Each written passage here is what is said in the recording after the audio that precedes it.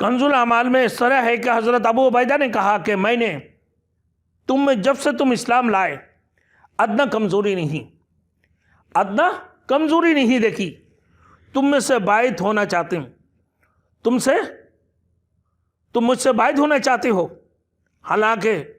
تم میں حضرت صدیق اکبر موجود ہے، حضرت صدیق اکبر رضی اللہ تعالیٰ عنہ موجود ہے، جن کے بارے میں رسول مقبول صلی اللہ علیہ وسلم نے فرمایا ثانی اثنین اذ ہما فی الغار، ثانی اثنین اذ ہما فی الغار۔ حمران سے اس طرح پر ہے روایت کہ حضرت عثمان بن عفان رضی اللہ تعالیٰ عنہ نے فرمایا بلا شبہ حضرت ابوبکر صدیق رضی اللہ تعالیٰ عنہ تمام لوگوں میں سے، اس کی خلافت تمام لوگوں میں سے یعنی خلافت کی زیادہ مستحق ہے، اور انہیں صدیق کہا گیا اور ثانی اثنین کہا گیا اور صاحب رسول کہا گیا، تو لہٰذا حضرت ابوبکر صدیق رضی اللہ تعالیٰ عنہ کے ہاتھوں سے ہم باعث ہوں گے۔ اب ہاتھ پھیلائیں، ہم آپ سے باعث ہونا چاہتے ہیں۔ حضرت ابن عباس رضی اللہ تعالیٰ عنہ سے روایت ہے کہ حضرت عبد الرحمن بن عوف ان کے خیمہ کی طرف لوٹے۔ حضرت ابن عباس رضی اللہ تعالیٰ عنہ کہتے ہیں کہ میں نے حضرت عبد الرحمن بن عوف کی دعوت کر رکھی تھی، انہوں نے مجھے اس حال میں پایا کہ میں ان کا منتظر تھا، اور یہ مینا کا قصہ تھا، آخری حج کا تھا جو حضرت عمر رضی اللہ تعالیٰ عنہ، عمر بن خطاب رضی اللہ تعالیٰ عنہ نے کیا تھا۔ حضرت عبد الرحمن بن عوف نے کہا کہ ایک شخص اس طرح کہہ رہا ہے کہ اگر عمر وفات پا جائیں، اگر امت کے انتقال ہو جائے یا عمر وفات پا جائیں تو میں فلاں حضرت سے بیعت کروں گا۔ حضرت عمر رضی اللہ تعالیٰ عنہ نے فرمایا کہ میں شام کے وقت لوگوں میں خطبہ دینے کے لیے کھڑا ہوں گا، اور اس کہنے والے جماعت کے لوگوں کو میں ڈراؤں گا جو یہ ارادہ کرتے ہیں۔ جب حضرت عبد الرحمن بن عوف رضی اللہ تعالیٰ عنہ نے فرمایا کہ نہیں، اس جگہ پر نہیں کہنا، کیونکہ حج کی موسم ہے، لوگ طرح طرح کی باتیں بنائیں گے، لوگ قسم بقسم کی خیالات پیش کریں گے، لوگوں کی خیالات میں قسم بقسم کی باتیں آئیں گے، تو لہٰذا آپ جب مدینہ واپس جائیں تو اس وقت میں آپ یہ بات ذکر کرنا۔ جب مدینہ واپس آئیں ذی الحج کی آخری تاریخ میں بروز جمعہ والے دن، حضرت عبد الرحمن بن عوف اور حضرت سعد رضی اللہ تعالیٰ عنہ، حضرت سعد بن زید رضی اللہ تعالیٰ عنہ دونوں ممبر کے پاس بیٹھے ہوئے ایک دوسرے کے گٹوں میں ٹیک لگا کر، ایک دوسرے کے گٹوں میں لگا کر، گھٹنے میں گھٹنا لگا کر بیٹھے ہوئے تھے۔ تو حضرت عبد الرحمن بن عوف کہنے لگا آج حضرت عمر فاروق رضی اللہ تعالیٰ عنہ اس سے بات بتائیں گے جو اس سے پہلے ہم نے کبھی نہیں سنا۔ تو حضرت سعد رضی اللہ تعالیٰ عنہ کہنے لگا کہ نہیں، ایسے نہیں ہو سکتا، دوپہر کے وقت تھے، ایسے دوپہر کے وقت جس وقت میں لوگ نہیں نکلتے، ایسی حالت پر حضرت عمر فاروق رضی اللہ تعالیٰ عنہ سب یہ بیٹھے ہوئے تھے دوپہر کے وقت، حضرت عمر فاروق رضی اللہ تعالیٰ عنہ آ کر خطبہ دی، حمد و ثنا کی جس کا اللہ رب العزت ہے، پھر فرمایا لوگوں تمہیں یہ بھی نہیں معلوم کہ اللہ رب العزت کے اللہ کے کلام کے اندر رجم کی بارے میں آیات نازل ہوا، اور اللہ کے رسول نے بھی رجم کی ہے، ہم نے بھی رجم کے بارے میں عمل کروایا، لہٰذا کل تم یہ کہہ دو کہ ہم نے قرآن مجید کے اندر ایسے آیات نہیں سنا، کچھ عرصہ گزارنے کے بعد تم کہنے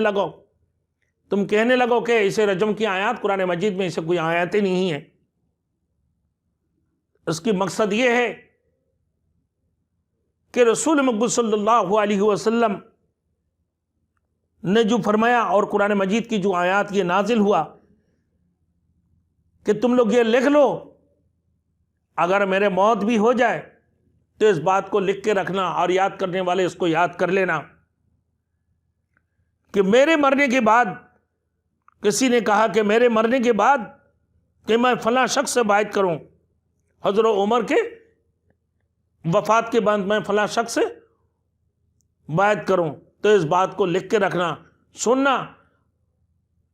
حضرت رسول مقبول صلی اللہ علیہ وسلم کی زندگی میں کل کو تم یہ کہہ دو کہ یہاں آیت نازل نہیں ہوا،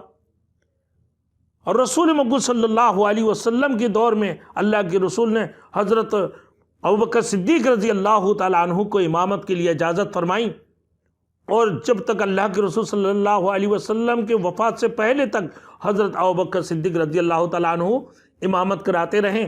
پھر ابوبکر صدیق رضی اللہ تعالیٰ عنہ کے بارے میں اللہ کے رسول نے یہ بھی فرمایا، ثانی اثنین اذ ہما فی الغار، پھر وہ صاحب رسول بھی ہے۔ پھر حضرت ابوبکر صدیق رضی اللہ تعالیٰ عنہ جنگ بدر میں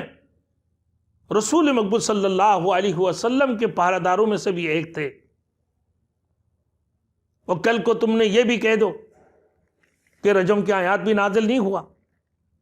نہیں اترے ہیں، اسی طریقے سے تم سارے باتیں بھول جاؤ۔ اور پھر فرمایا، حضرت ابوبکر صدیق رضی اللہ تعالیٰ عنہ کے بارے میں حضرت عائشہ رضی اللہ تعالیٰ عنہ فرماتی ہے کہ ایک مرتبہ ایسے ہوا، حضرت ابوبکر صدیق رضی اللہ تعالیٰ عنہ اس قسم کے خوف خدا تھے ابوبکر صدیق رضی اللہ تعالیٰ عنہ کے، کہ رات کو خوب بے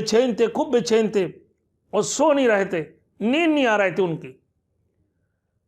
حضرت عائشہ رضی اللہ تعالیٰ عنہ فرماتی ہے، میرے والد صاحب آپ کو کیا ہوا، آپ بے چین کیوں ہیں؟ کہا کہ وہ مجمع لے کر آؤ۔ وہ ایک مجمع جس میں رسول مقبول صلی اللہ علیہ وسلم کے حدیثیں وغیرہ تھے، اللہ کے رسول کی قول و فعل، فرمایا اس کو لے کر آؤ۔ جب اس کو لے کر آیا، اس کو جلا دی۔ حضرت عائشہ صدیقہ رضی اللہ تعالیٰ عنہ فرماتی ہیں کہ آپ نے یہ کیوں جلائے؟ فرمایا کہ میں نے لوگوں سے باتیں سنا، ایسے نہ ہو کہ یہ معتبر نہ ہو، کل لوگ اس کو معتبر جو ہے نا نہ ہو یہ باتیں، اور میں نے سن لیا ہوں، اور یہ باتیں لوگوں کے سامنے میں نے ذکر کر دیا، اور یہ بھی ہو سکتا ہے کہ یہ باتیں قابل قبول نہ ہو کہ لوگوں نے سنے باتیں ہمیں بتا دی ہو، تو اسی ڈر کی مارے میں نے اس کو جلا دیا ہوں، ایسے نہ ہو کہ یہ باتیں لوگ آج اعتبار نہیں کر رہے ہو تو کل لوگ اس کو اعتبار کرنے لگے اور یہ معتبر ہو جائے لوگوں کے سامنے، تو اسی ڈر کے مارے میں اس مجمع کو جلا دیا ہوں۔ میرے دوستوں، فرماتی ہیں حضرت عبد الرحمن بن ابوبکر رضی اللہ تعالیٰ عنہ کہ حضرت ابوبکر صدیق رضی اللہ تعالیٰ عنہ کو دعوت کھلانے کے بارے میں فرمایا کہ ابوبکر صدیق رضی اللہ تعالیٰ عنہ لوگوں کو جو کھانا کھلایا کرتے تھے، ایک مرتبہ ان کے گھر میں مہمان آئے، ابوبکر صدیق رضی اللہ تعالیٰ عنہ گھر سے نکلے، اللہ کے رسول صلی اللہ علیہ وسلم کے ساتھ شب میں باتیں کیا کرتے تھے رات کو۔ حضرت ابوبکر صدیق رضی اللہ تعالیٰ عنہ اللہ کے رسول کے پاس تشریف لے گئے تھے اور کہا کہ مہمانوں کو تواضع کا کام انجام دے لینا۔ میں نے مہمانوں کے پاس کھانا لے کر گیا تو مہمانوں نے کھانے سے انکار کر دیا، کہنے لگا کہ ہم اس وقت تک کھانا نہیں کھائیں گے جب تک گھر والے ہمارے ساتھ نہ کھائیں۔ عبد الرحمن صاحبزادہ ابوبکر صدیق رضی اللہ تعالیٰ عنہ کہنے لگا کہ میں بار بار ان کے پاس کھانا کی تقاضا کرتا ہوں، رات ہو گئی، ان کو میں کھانا کھلا دوں۔ حضرت ابوبکر صدیق رضی اللہ تعالیٰ عنہ بہت تیز طبیعت کی تھے کہ ایسے نہ ہو کہ میرے ساتھ کچھ ہو جائے، واقعہ اور کچھ ہو جائے اور مجھے کچھ تکلیفیں نہ پہنچ جائیں۔ اور پھر جب ابوبکر صدیق رضی اللہ تعالیٰ عنہ تشریف لائیں اور اپنے حضرت عبد الرحمن سے پوچھا رضی اللہ تعالیٰ عنہ، حضرت عبد الرحمن بن ابوبکر رضی اللہ تعالیٰ عنہ سے پوچھا کہ مہمانوں کو کھانا کھلا دیا؟